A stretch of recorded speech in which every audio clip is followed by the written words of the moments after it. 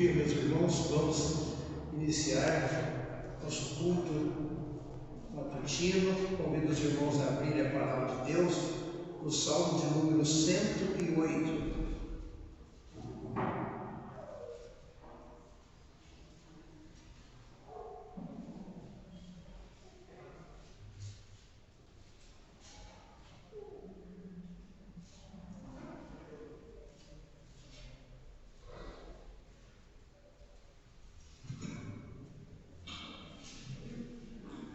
Salmo 108 não, meus irmãos, Salmo de número 105.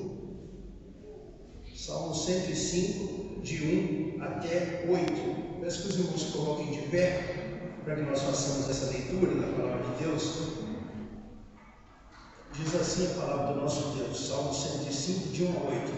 Rendei graças ao Senhor, invocai o seu nome, fazei conhecidos entre os povos os seus feitos. Cantai-lhe salmos, narrai todas as suas maravilhas, gloriai-vos no seu santo nome. Alegre-se o coração dos que buscam o Senhor. Buscai o Senhor e o seu poder, buscai perpetuamente a sua presença. Lembrai-vos das maravilhas que fez, dos seus prodígios e dos juízos de seus lábios. Vós, descendentes de Abraão, seu servo, vós, filhos de Jacó, seus escolhidos. Ele é o Senhor, nosso Deus. Os seus juízos permeiam toda a terra. Lembra-se perpetuamente da sua aliança, da palavra que empenhou para 1000 gerações. Vamos orar. Bondoso Deus, obrigado por essa manhã. Obrigado porque o Senhor nos deu uma noite de paz, nos livrando, a Deus, do homem vil, violento, assassino, a Deus, e não só desses problemas, mas de todos os outros, ó Pai. Nós te damos graça, porque o Senhor nos permitisse estarmos aqui nesta manhã, ó Deus, nesse dia de santa convocação, para te adorar, para te bendizer, para falar, ó Deus, dos teus feitos que são notórios, ó Pai, em toda a terra. Perdoa os nossos pecados por amor do Senhor Jesus, tenha misericórdia de nós, ó Pai. Nós oramos agradecidos em nome seguro do teu Filho Jesus. Amém. Convido os irmãos a abrirem os seus hinários, ou na transparência que vai ser projetada, no hino de número 28.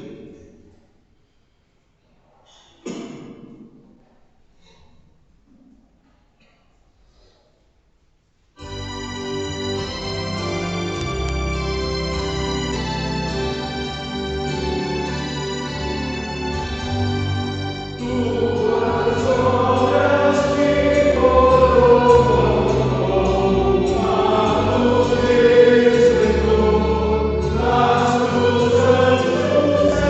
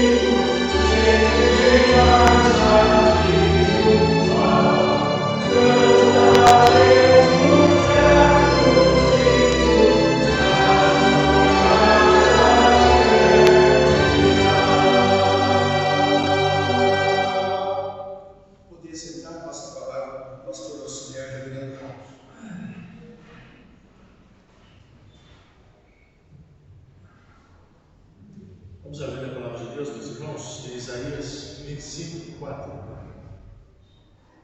Partes A, B e C. As três primeiras partes do versículo apenas. Isaías 25, versículo 4. Esse texto é um cântico de louvor pela misericórdia divina. E o salmista louva ao Senhor, dizendo desde o primeiro versículo, uma oração: ao Senhor, tu és o meu Deus, exaltar-te e a ti, e louvarei o teu nome, porque tens feito maravilhas e tens executado os teus conselhos antigos, fiéis, verdadeiros. Ó Senhor, tu és o meu Deus, exaltar-te, a ti louvarei o teu nome, porque da cidade fizeste um montão de pedras, e da cidade forte uma ruína. Fortaleza dos estranhos já não é cidade, e jamais será reedificada. Pelo que povos fortes te glorificarão, e a cidade das nações opressoras também te temerá.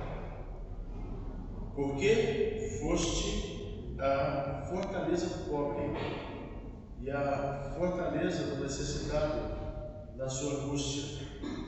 Porque foste refúgio contra a tempestade e porque foste sombra contra o calor.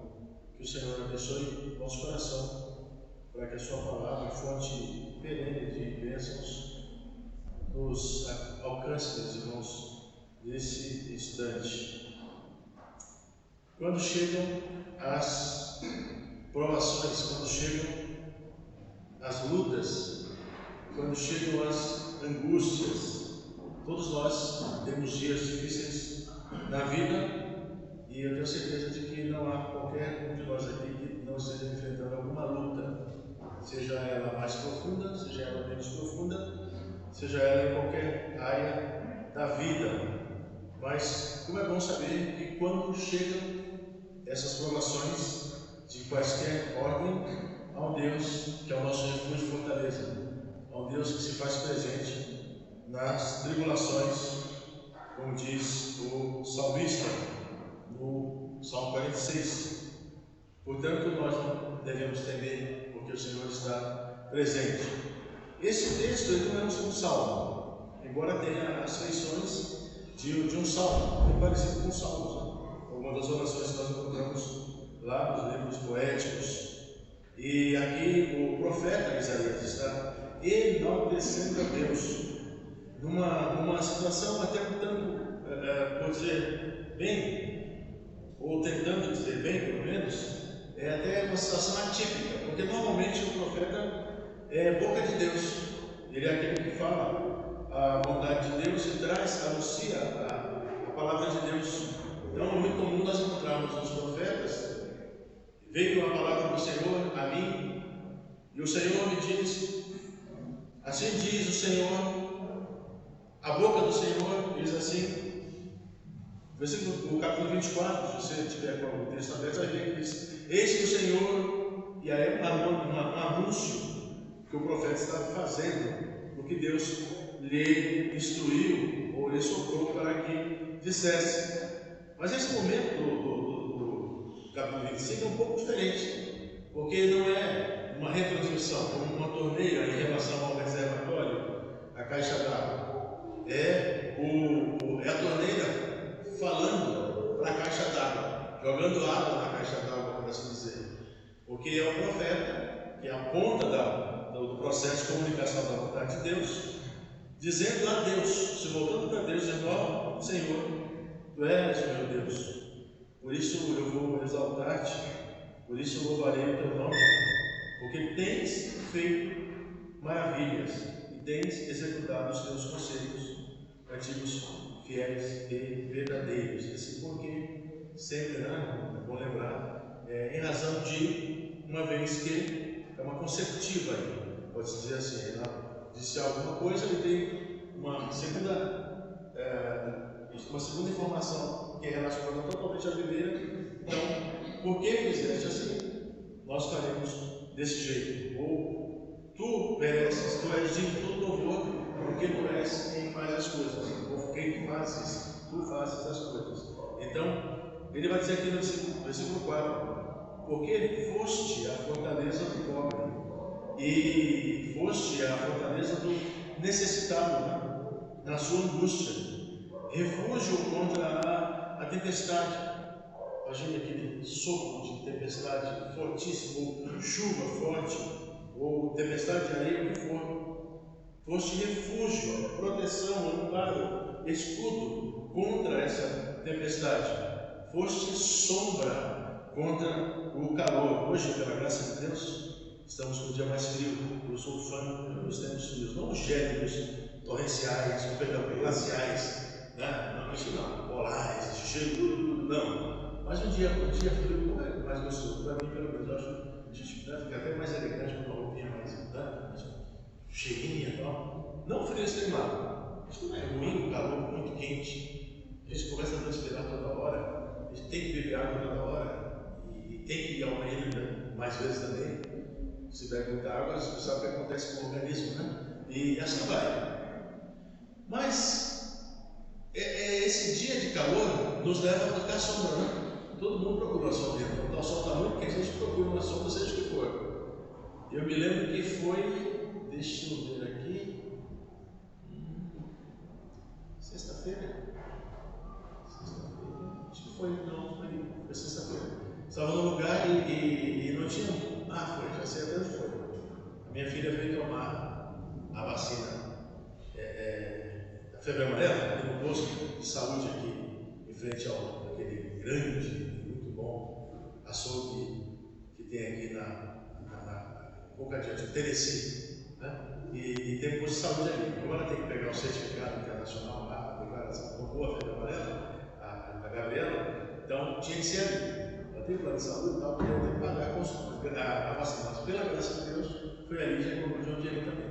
E eu fiquei ali fora, vou ficar lá dentro, vou ficar um pouquinho ali fora, para esperar. Demorou, não sei, demorou quase 2 horas nós ficamos lá. E eu fiquei ali fora, estava sexta-feira, por volta das 15 horas, um sol muito forte. E o que eu fiz? Ali fora tem umas palmeirinhas, não sei se são rafas, alguma coisa desse tipo aqui. E eu fiquei do lado disso, isso aqui passa muito sol. Mas eu pensei assim, poxa, que interessante, isso é só uma plantinha aqui, mas essa sombra, o sol bem nessa direção, que o sol estava dando aqui, umas folhas dessas aqui, e aliviaram bastante. Quando eu saía um pouco, ou quando o sol se movia, uma terra girava, você movia a rasa bem, você até que o sol batia, a orelha, né, esquentava aqui, poxa vida, o sol como é forte. Olha o que diz o texto aqui, tu és como sombra, foste, Senhor, como sombra. Coisa boa saber que o Senhor é a sombra, aquele que guarda nas horas mais difíceis aqui. Que coisa boa saber que o Senhor é assim, né?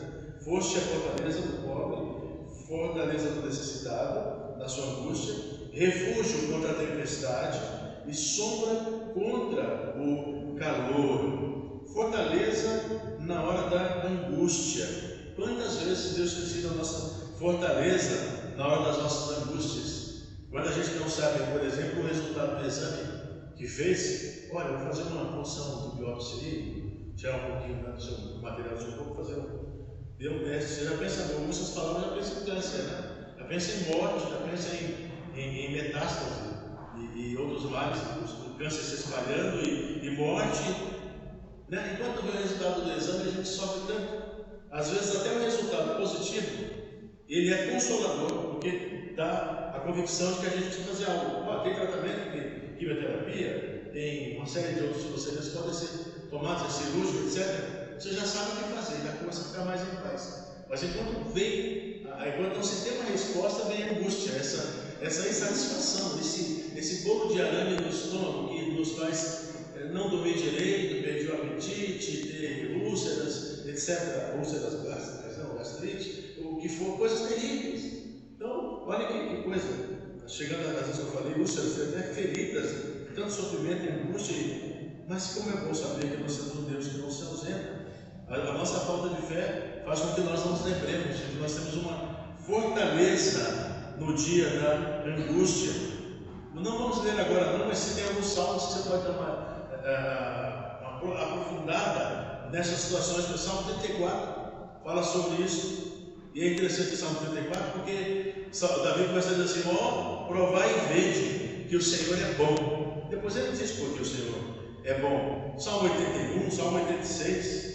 Também o próprio apóstolo Paulo, por exemplo, quando ele na segunda aos Coríntios, capítulo 1, versículo 8, ele diz assim: porque não queremos, irmãos, que ignoreis a natureza da tribulação que nos sobreveio na Ásia, porque foi acima das nossas forças, a ponto de desesperarmos até da própria vida. Até Paulo passou por esse momento de extrema dificuldade, mas na hora da angústia, o que ele fez? Versículo 9, segundo os Coríntios 1, 9. Contudo, já em nós mesmos tivemos a sentença de morte, para que não confiemos em nós, e sim no Deus que ressuscita os mortos. É bonito o paralelismo que ele faz entre o final do versículo 8, a ponto de desesperarmos até da própria vida, isto é, de perdermos a esperança de que iremos sobreviver. E o final do 9, o Deus que ressuscita os que morrem. Se a nossa vida periclita, ou é periclitante, ela corre risco profundo de se esvair por nossas forças, há um Deus, que é o Shaddai Todo-Poderoso, que pode até nos ressuscitar da morte, mas que angustia, ou como dizia um aluno meu lá em Campo Paulista: professor, é assim mesmo, mas que dói. A gente sofre, a nota foi baixa, mas que dói. Dói, nós somos humanos, a gente sofre. O próprio Jesus Cristo, veja aí, se você quiser abrir, ou pode ficar só ouvindo também, Mateus 26, 37 a 38. Mateus 26, 37 e 38. Jesus está no Getsemane. E nesse texto tão interessante, pouco antes do seu suplício, do seu sofrimento na mão dos seus algozes ali, que iriam fazê-lo sofrer, escarnecer dele, bater, maltratar, como Isaías predira lá no capítulo 53, da profecia. Mas Jesus se quisesse o seu lado humano. Diz assim em Mateus, e em seguida tomou 36, tomou Jesus com eles no lugar, foi Jesus com eles num lugar chamado Getsemane, e disse aos seus discípulos: assentai-vos aqui enquanto eu vou ali orar. Levando consigo a Pedro e aos seus dois filhos de Zebedeu, começou a entristecer-se e a angustiar-se. Então lhes disse: a minha alma está profundamente triste até a morte, ficai aqui e vigiai comigo.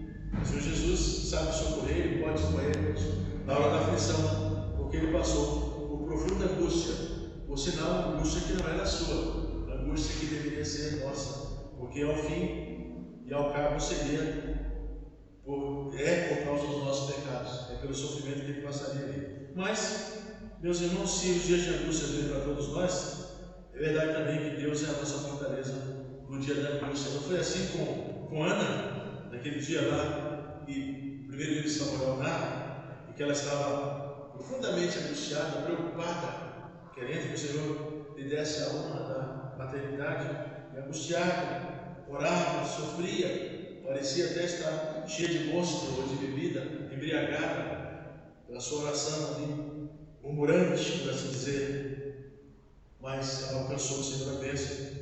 Não foi assim também na casa de Betânia, quando as irmãs Maria e Marta estavam sofrendo pela morte do seu irmão Lázaro, a ponto de estarem ali, a Marta principalmente, desesperada, muito espiritada que era, Maria mais de oração, mais quieta, mas elas duas iriam passar pela experiência da presença do Senhor quando chegam as lutas, quando chegam as sombras que nós precisamos de calor, quando chega o sol escaldante nós precisamos das sombras. Quando chega a sede cruel, e Jesus é a água da vida, meus irmãos. Então, foi essa experiência também daquela mãe na cidade de Naim, a viúva, quando levava o seu filho para a sepultura, uma mulher chorando, né, como diz o hino dos nossos irmãos aí das igrejas pentecostais, na cidade de Naim havia uma mulher chorando, seu filho é no túmulo, e o povo carregando. Cristo tem poder,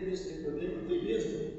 Nós sabemos ali, aqui pela narrativa de Lucas, o relato que Lucas faz, fidedigno, Lucas 7, 11 a 17.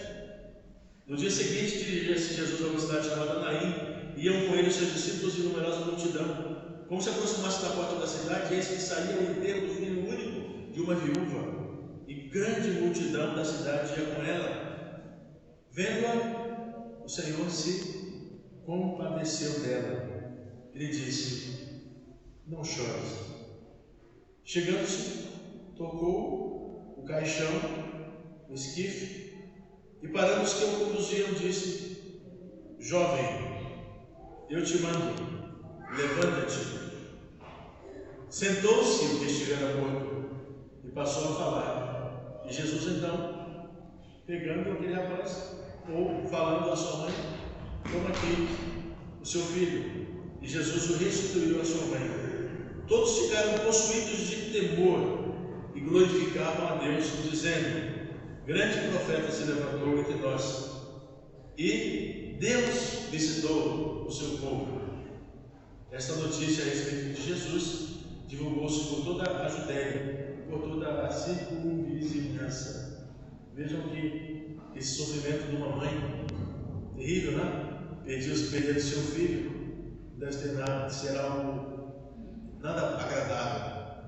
Os pais perderem seus filhos. Os filhos perderem seus pais é algo que vocês já sabem, já tiveram experiência muito ruim.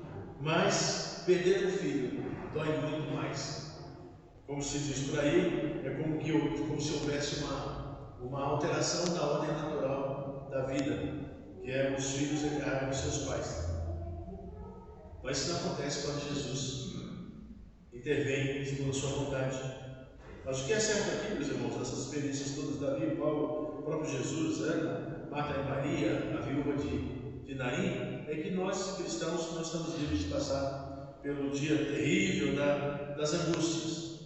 Mas neles, Deus será sempre o nosso refúgio. Então, se hoje você estiver passando aqui por alguma angústia, quem sabe no seu coração, talvez a pessoa que esteja ao seu lado não saiba disso, que você confie no Senhor Jesus. Ele é o mesmo ontem, hoje e sempre. Desculpa e receba, no sentido de acolher no coração, na mente, essa verdade gloriosa, essa verdade gloriosa que a Bíblia nos diz, é que o Senhor Deus é a fortaleza do pobre e o refúgio do necessitado no dia da angústia.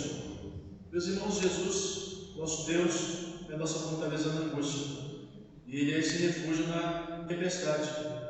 Não foi assim com Jó? Tudo ia muito bem, quando de repente chegam as notícias terríveis da destruição do seu patrimônio, da morte dos seus filhos, e então o servo do Senhor se vê numa situação muito difícil, dolorida, mas Jó não desiste da sua fé. Jó não sucumbe às adversidades, ao contrário, ele vai dar um grande testemunho da sua confiança em Deus, porque Deus é o nosso refúgio na tempestade. Porquanto, apesar de que elas sejam inevitáveis, nós devemos saber que elas acontecem, elas são inevitáveis, nós temos que aprender a conviver com isso. Claro, também sermos sábios, pedindo a Deus sabedoria, para não sermos nós vetores, bolas impulsionadoras de mais problemas. Se as tempestades são inevitáveis, por que nós vamos criar mais problemas por nosso jeito de ser, por nossa precipitação de falar, por nossa vontade de não tomar providência, por braços cruzados? Por qualquer razão, todos nós temos defeitos. Então, nossa vida dentro da família, família, dentro do família, do emprego, das relações pessoais, na nossa relação com Deus, muitas vezes nós estamos causando as tempestades. Então, é bom nós termos cuidado, porque até pessoas que melhores do que nós, pelo menos melhor do que eu, como José do Egito, né? Ele foi vendido pelos irmãos, foi tentado, foi preso, ficou esquecido pelos amigos, como foi o caso lá daquele a quem ele inicialmente desvendou os sonhos, e um deles se esqueceu, infelizmente o outro, dentro do plano de Deus, se lembrou depois. Então, se todos eles foram sujeitos a isso, foram sujeitados a essa inevitabilidade das aflições, das angústias, dos profundos sofrimentos, quem dirá nós, o que diríamos nós, que também somos humanos, e pelo menos eu, piores do que esses irmãos que foram mencionados aí, esses heróis da Bíblia. Você perguntaria como é que essas tempestades se manifestam? É só você pensar na sua vida, eu na minha.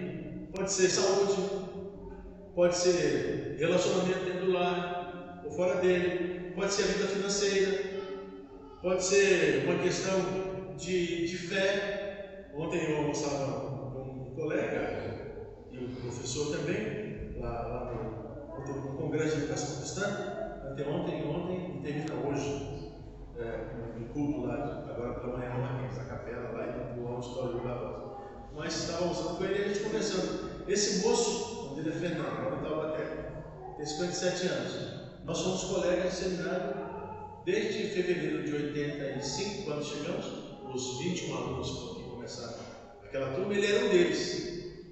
E hoje ele é uma pessoa que crê em Deus, quer que a família esteja na igreja, mas ele não consegue ficar na igreja. Impressionante. Não se ordenou, não foi ordenado pastor, terminou no 4º ano, 5 anos naquele tempo, e ele só fez até o final, metade do 4º ano, do 3º ano, ele entrou no 4, 3,5. E eu falava para ele, rapaz, toma cuidado da sua vida, não tome cuidado, o que é que você está esperando para voltar para a igreja? Você conhece o Evangelho?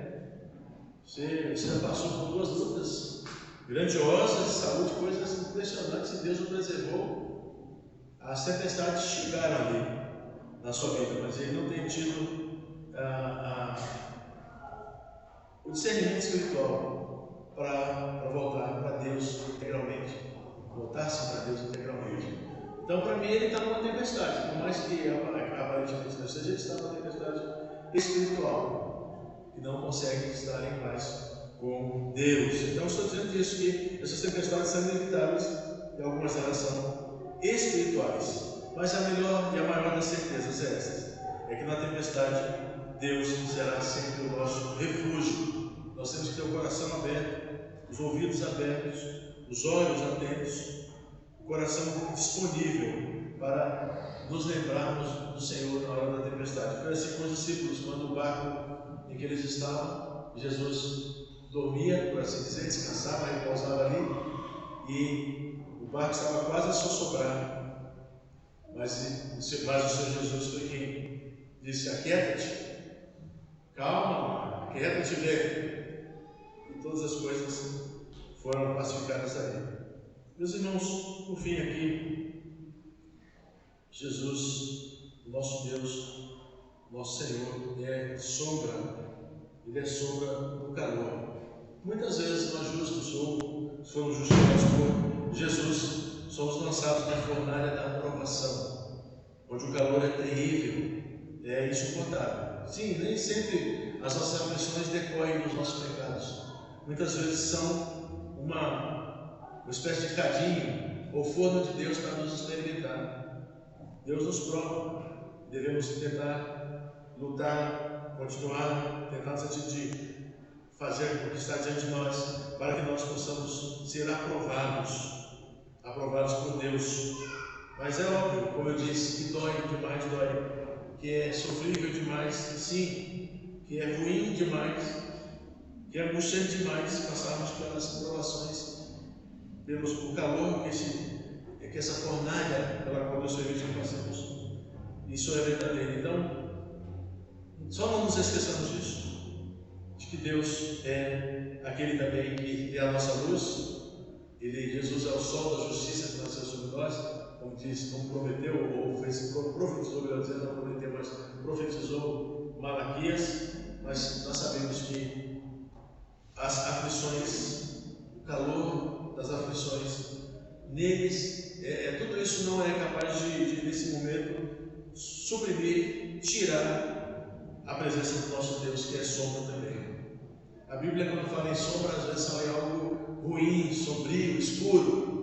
Mas esse texto, diferentemente, destacadamente, dentro dos vários sentidos que uma palavra pode ter, aqui o sentido de sombra é o sentido de algo bom, de abrigo, né?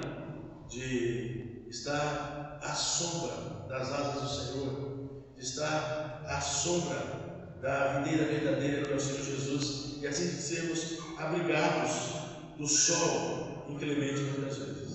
Quantos têm passado pela fornalha do calor, pelo calor da fornalha? Nós temos o Salmo 91, aquele que habita o esconderijo do Altíssimo, a sombra do Onipotente descansará. Descansar na sombra do Onipotente. Não o descanso da sombra do coelho da fábula de La Fontaine. Ele conta a história da tartaruga e do coelho que pegam uma corrida. E a tartaruga, coitada, né, na sua velocidade, tranquila, né? O coelho super rápido. E vai, e quando houve o disparo, saiu correndo, o coelho olhou para trás e a tartaruga está muito longe, dá tempo até de dar uma descansadinha aqui, uma árvore, encostou-se ali e dormiu, descansou. A tartaruga, perseverante, passou em silêncio pelo coelho, prudentemente para acordar o outro, não tem que se dar vantagem no adversário, seja ele qual for, o Senhor de Satanás. Foi, quando chegou bem pertinho da linha, assim, a uns 10 centímetros, falou: coelhinha! O coelho acordou e era tarde demais. Por mais que ele tentasse, ela simplesmente deu um passo e conquistou. Não valeu a pena o descanso. A sombra ali não foi algo bom. Quem sabe nós estejamos querendo ver apenas a sombra da presença de Deus. Mas a sombra da presença do Senhor é para que nós nos fortaleçamos, meus irmãos, e sigamos como testemunhas do que Deus faz em nossa vida. É para nos revigorarmos no Senhor. É para que nós nos fortaleçamos na certeza de que Ele que nos trouxe até aqui nos levará até o porto seguro, até o final do caminho. O salmista, no poema 121, ele fala: eleva os olhos para os montes, de onde me virá o socorro? O socorro vem do Senhor, que fez os céus e a terra. Ele não permitirá que os teus pés vacilem, não dormitará aquele que te guarda, porque não dorme e nem dormita o guarda Israel. Ele é quem te guarda, ele é a tua sombra, a tua direita. De dia não te molestará o sol, nem de noite a lua. O Senhor te guardará de todo mal, guardará a tua alma, guardará a tua saída e a tua entrada, desde agora e para sempre. Que nós possamos nessa manhã ter a certeza do cuidado de Deus para conosco. Esse Deus que é o refúgio, é a fortaleza dos pobres e necessitados, que é sombra àqueles que sofrem pelas agruras do calor do mundo. Que nós possamos estar em Jesus nessa manhã e sermos guardados então por esse Deus que é o que nos dá paz, força e descanso. Deus é sombra do calor. Por isso que há um hino antigo que diz: ó, que descanso em Jesus encontrei. Sim, encontrei. Sim, encontrei. Podemos terminar aqui já, né? Vamos ficar de pé, meus irmãos. Vamos fazer a oração dominical, a oração do Pai Nosso, todos juntos. Pai nosso que estás nos céus, santificado seja o teu nome. Venha o teu reino, seja feita a tua vontade, assim na terra como nos céus. O pão nosso cada dia nos dá hoje, perdoa as nossas dívidas, assim como nós perdoamos aos nossos. cairá em tentação, mas Deus não, pois teu é o reino, o poder e a glória para sempre. Amém. Pode sentar-se, meus irmãos. Está encerrado o culto desta manhã. Os irmãos que forem para outra sala já podem. Não sei se a Alice vai querer falar agora, Alice. Não? Então, os irmãos que já forem ter aulas em outras salas, por favor, fiquem à vontade. Se forem permanecer aqui, puderem chegar um pouco mais para frente, a gente agradece.